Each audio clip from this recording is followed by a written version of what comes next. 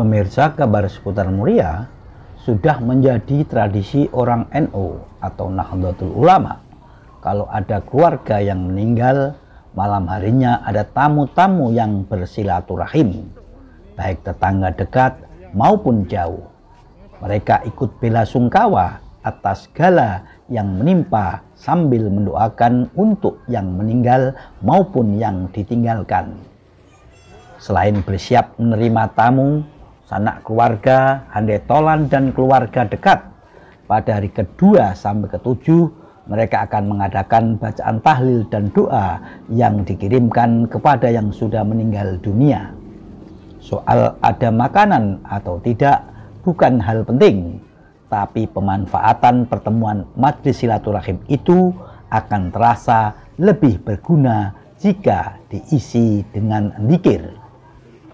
Namun sayangnya bagi orang-orang awam yang kebetulan dari keluarga miskin atau tidak mampu, mereka memandang sajian makanan sebagai keharusan untuk disajikan kepada para tamu. Padahal substansinya sebenarnya adalah bacaan tahlil dan doa adalah untuk menambah bekal bagi si mayit. Kemudian peringatan demi peringatan itu menjadi tradisi yang seakan diharuskan, terutama setelah mencapai 40 hari, 100 hari, setahun, dan 1000 hari. Semua itu berangkat dari keinginan untuk menghibur pada keluarga yang ditinggalkan, sekaligus ingin mengambil iktibar bahwa kita juga akan menyusul atau meninggal dunia di kemudian hari. Dalil yang dapat dibuat pegangan dalam masalah ini adalah dari Imam Tawus berkata, seorang yang mati akan beroleh ujian dari Allah dalam kuburnya selama 7 hari. Untuk itu sebaiknya mereka yang masih hidup mengadakan jamuan atau bersedekah untuk selama hari-hari tersebut. Sahabat Ubaid Ibnu Umar berkata, seorang mukmin dan seorang munafik sama-sama akan mengalami ujian dalam kubur. Bagi seorang mukmin akan beroleh ujian selama 7 hari, sedang seorang munafik selama 40 hari di waktu pagi. Sumber Al-Hawi lil Fatawa As-Suyuti juz 2 halaman 178. Jika suatu amaliyah atau ibadah sudah menjadi keputusan atau asar atau amal sahabat, maka hukumnya sama dengan hadis mursal yang sanadnya sampai kepada tabi'in, akan dikategorikan sahih dan telah dijadikan hujah mutlak tanpa syarat.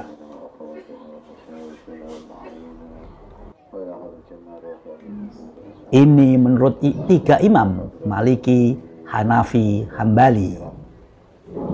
Sementara Imam Syafi'i hanya mau berhujah dengan hadis mursal jika dibantu atau dilengkapi dengan salah satu ketetapan yang terkait dengannya, seperti adanya hadis yang lain atau kesepakatan sahabat. Dalam hal ini, seperti disebut di atas, ada riwayat dari Mujahid dan dari Ubaid bin Umair, yang keduanya dari golongan tabi'in. Meski mereka berdua bukan sahabat, maksud dari kalimat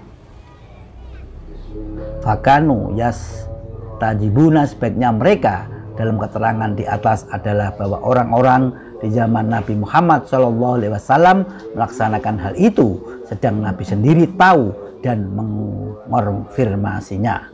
Al-Hawi lil Fatawa As-Suyuti juz 2 halaman 183. Sumber dari Kiai Haji Munawir Abdul Fatah, pengasuh pesantren Krapyak, Yogyakarta.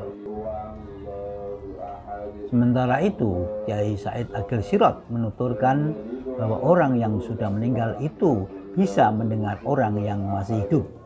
Ia juga mengatakan bahwa amalan-amalan baik dan doa yang kita kirimkan untuk orang yang sudah meninggal itu akan sampai pahalanya kepada mereka.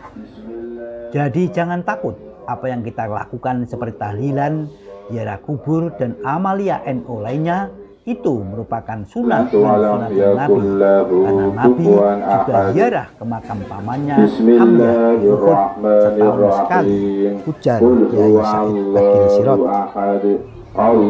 Lebih lanjut, Kiai Said menjelaskan bahwa susunan bacaan tahlilan yang diamalkan oleh warga NU juga mengandung banyak makna, fungsi, filosofi, dan faedah, seperti pembacaan surat Al-Fatihah sebanyak 7 kali sebelum tahlilan dimaksud untuk membangun jembatan spiritual atau silaturruh kepada para nabi, khususnya Nabi Muhammad, para sahabat, ulama-ulama, dan almarhum sendiri.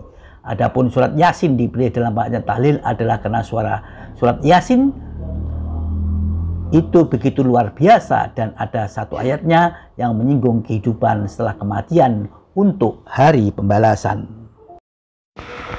Menyikapi hal itu, Ketua Pengurus Besar Nahdlatul Ulama PBNU Kiai Haji Said Akil Sirot menginstruksikan warga Nahdliyin di seluruh Indonesia untuk terus memupuk dan melanggengkan tradisi Ahlussunnah wal Jamaah dalam konteks dunia modern.